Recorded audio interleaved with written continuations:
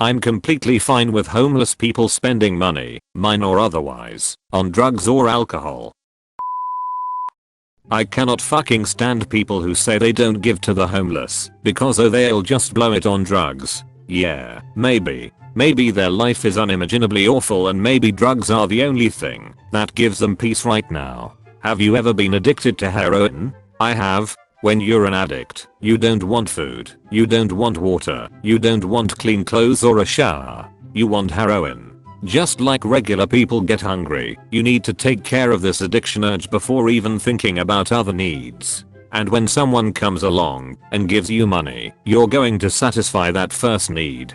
The point is this: when you decide to donate money to someone less fortunate, what you're really doing is saving them from pain. Whether that is the pain of starving, not having a place to sleep, or going through withdrawal is up to the person. You don't get to choose. All we can do is give unconditionally and know that we helped someone. That's all we can do.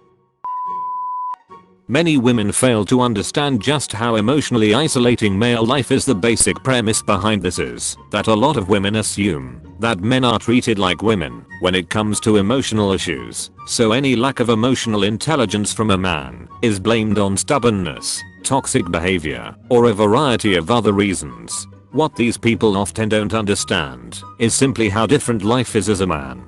To put it simply, men aren't treated like women and don't have the same expectations and experiences that women do. It's much easier to judge someone when your entire life you have, in general, been expected to be emotionally available and socialized to investigate other people's emotional states. In general, living as a man doesn't push development of those skills. Most men are far more emotionally isolated than women, because we are taught to deal with our feelings internally and not express them or ask others about them. This becomes an incredibly frustrating conversation to have because a lot of women don't understand what that feels like in everyday life. It certainly doesn't encompass every man or woman, but in most cases, if you're a guy, then most of the connections you have with people are superficial, and that can be really draining after a while. I've read quite a few stories and experiences from post-transition men, and one of the things that a lot of them are surprised about is the emotional isolation men are centered in.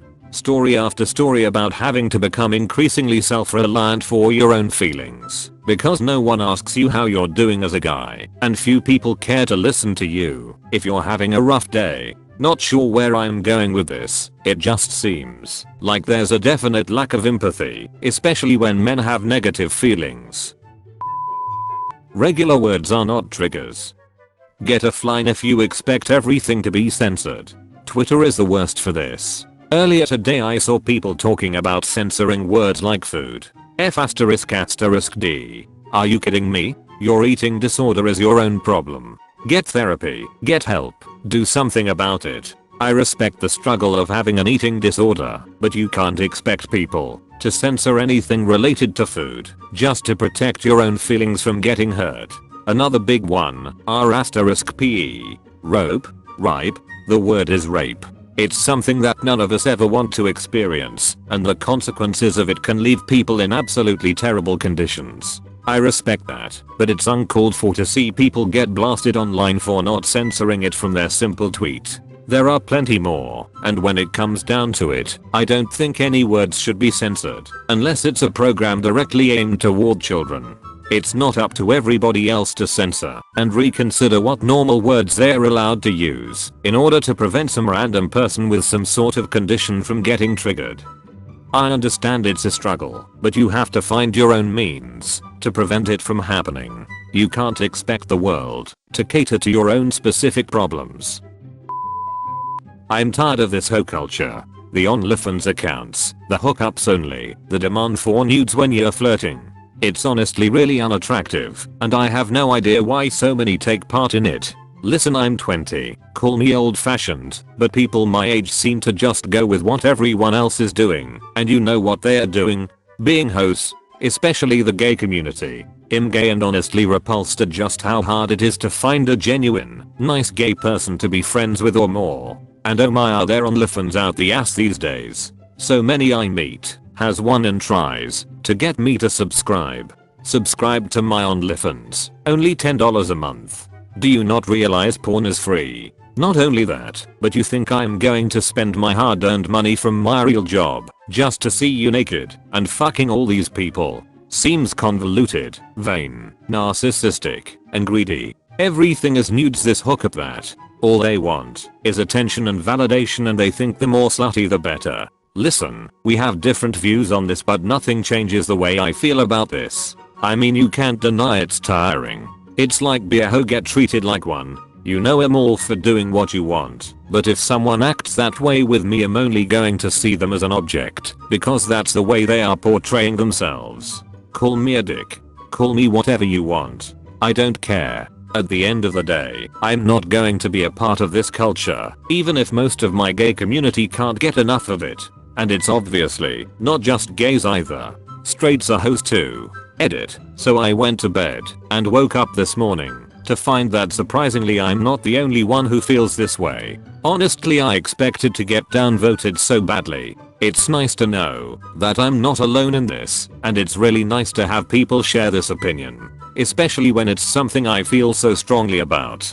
Being gay almost feels like a curse because of this. I know straight people understand too, it's not just limited to one sexuality, but sometimes it feels worse in the gay community. I really appreciate the awards too, thank you all. And to the people saying I'm just mad because they're hotter than me and I'm bitter because I can't get a man or have no friends, I really hope you mature one day.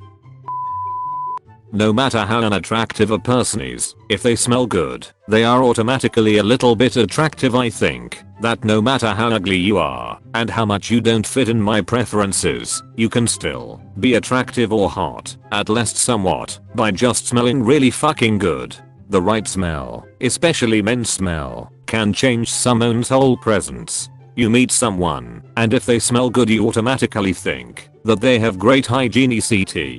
Also, who doesn't like to be around good smelling PPL, right? So, no matter how low of a self-esteem you have, go buy a nice and long smelling perfume and maybe that helps. BTW, I don't really think PPL are ugly. No matter how you look, there's still something about you that's attractive and handsome. But if you personally think that you are ugly, trust me, I know how that feels. Maybe try to boost yourself by being extra picky when it comes to your own hygiene / smell, and maybe you will receive some compliments. Compliments about your smell is the best type of compliments. BC, you can affect it, but you can't change your appearance. BTW, I'm not talking about any pheromones. I'm talking about like a good cologne or a smell that makes you want to be around that person. Also, I'm not saying that it's either smelling bad or smelling good. It's just most of the time PPL smell like nothing. Don't worry, that's okay too. I cannot stand messages of hope coming from celebrities. I avoid and ignore those videos as much as possible. Okay, so I'm not sure if this belongs in r/true off my chest or if this is an unpopular opinion. However, judging by the positive responses to celebrities on social media, I think this is unpopular. I consider myself an empathetic and compassionate person, but I don't think I've ever abhorred messages of hope coming from celebrities so much. I feel like I'm being talked down to, almost like I'm a toddler and they're adults saying stay inside, we need each other, we'll be okay. It is so easy for them to say things like that while they're still making money from royalties and endorsements. I don't think people are really able to conceive just how bad things are going to be going forward. I have no problem with artists / performers playing their music for us, but for fuck's sake just don't tell us how to feel better. Also, what's really grinding my gears are all the people sharing celebrity messages / videos on social media. My sisters and my mom are constantly sending group texts with links to messages of hope from emotional celebrities. Listen, I love Tom Hanks. Castaway. Fucking Castaway. Love that movie. But if someone sent me a video of Tom Hanks trying to lift our spirits with words of encouragement, I think I'd rather shart to have a problem I had to deal with immediately. We need to focus on our communities we're a part of in order to help each other out. I 1000% agree with that. I do not need Gwyneth or JLo guiding me on how to be thankful for what I have. No, Marvel fans, Marvel cinematography isn't amazing. It's very mediocre, to be honest. Pretty colors does not equal a good movie. No, this isn't another haha Marvel is shit. Guys, look, I said Marvel is shit. I'm really counterculture. Please give me upvotes post. I enjoy Marvel movies.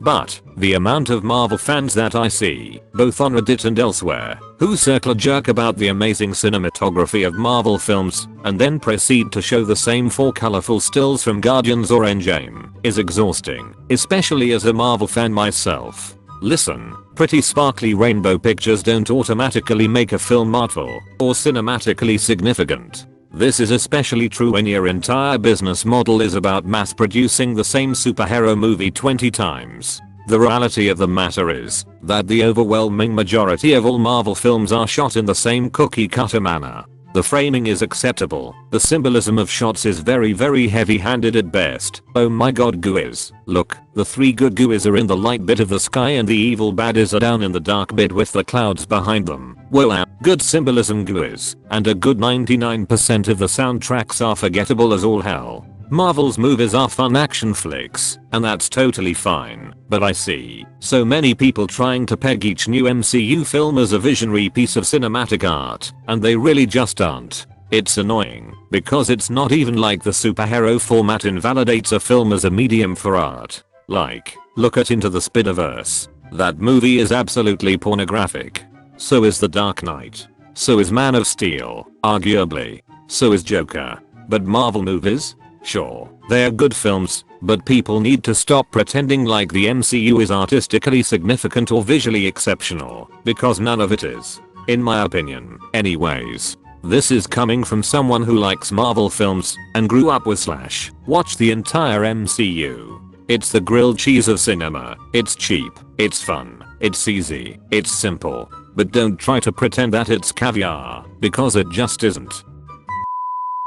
That's the end of the video guys. Hope you all made it to the end and enjoyed. I primarily want to start making these for people trying to go to bed, or people that can't get on Reddit, but can listen to post on their phone. So let me know what subreddits you would want me to do. I'll be trying to make an upload hopefully once a day, but once I get the hang of things, I'll try more and just try to make the content even better. Let me know some of your unpopular opinions in the comments section and it'd be really nice if you guys would like and subscribe. That's about all I have to say, so I hope you guys have a good day or night and stay safe.